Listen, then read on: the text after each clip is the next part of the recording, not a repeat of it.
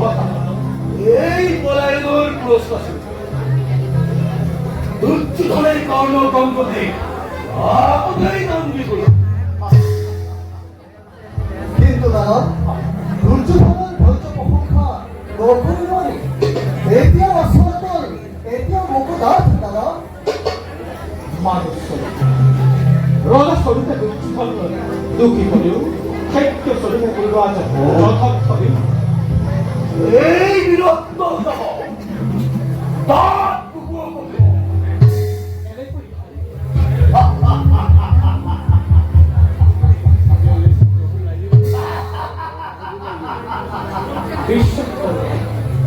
কুলপতির অটল বিশ্বাস কর্ণৰ ওপৰত অযুক্ত বিশ্বাস স্থাপন কৰা নাই পাৰি।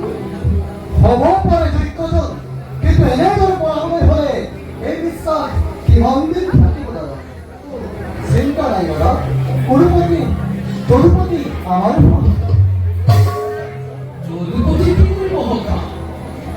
তোমার পড়া গান্ধী, আমি দাদার পড়া গদা নই, যুদ্ধ করিবার পড়া শক্তি। যদুপতি এটিও কোয়া নাই।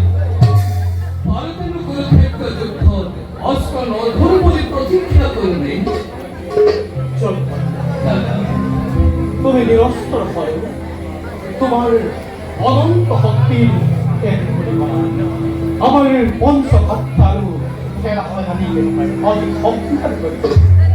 হয় নাই দাদা, ইমান শক্তি থকা বলে জরাসন্ধর ভয়ে তোমার উপর কাফনা সবই হইবে। এই পিঠে বাদ দিয়া বড় ভাগ লাগিছে। বলা কি হয়েছে? মই বিশ্বাস কৰোঁ বলা বলা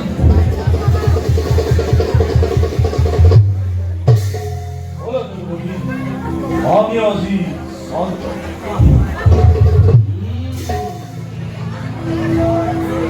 এবছরে কর্ণর লগত যুদ্ধ করি করি শ্রান্ত পূর্বক্রম হয়েছে। আজ শ্রান্ত তাইলে বর্ষা আর পরখি নয়। অর্জুনে কর্ণর হাত উৎপা করি উৎসাহ যায় যদুপতি। আপনই কি মানব? ও বিরত পড়ে আছে, ও বিরত পড়ে আছে। এই বিপুতার চেতনা লুপ্ত করিব নোৱাৰে মানৱ। এই অধীর ভোর হিন্দুকে কৈকট্য দিব অনুকূলে কি নতুন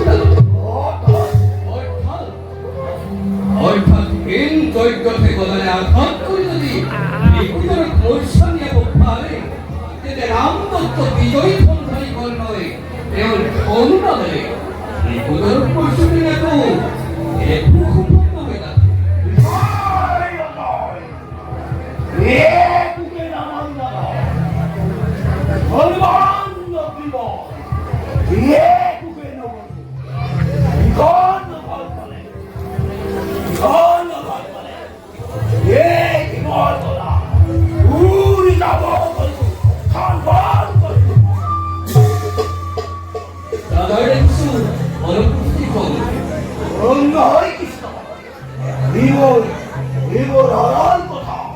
বুঝিল বিপুলের টেন্ডে মোর্চা জয়ীহর লোক কিন্তু অখার ক্ষেত্রে অলপ সন্দেহ থাকি কারণ কারণ তুমি প্রতিবাদ করবো পারি না।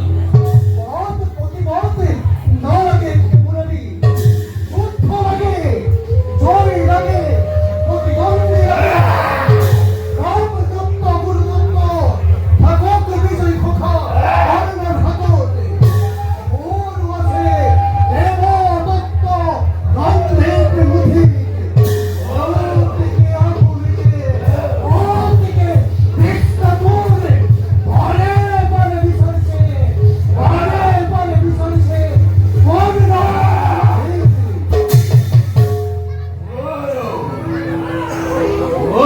অতি উষ্ণকণ্ঠ মোকো লাগে, মোকো লাগে, মোকো লাগে তুখাখনত মোকো লাগে।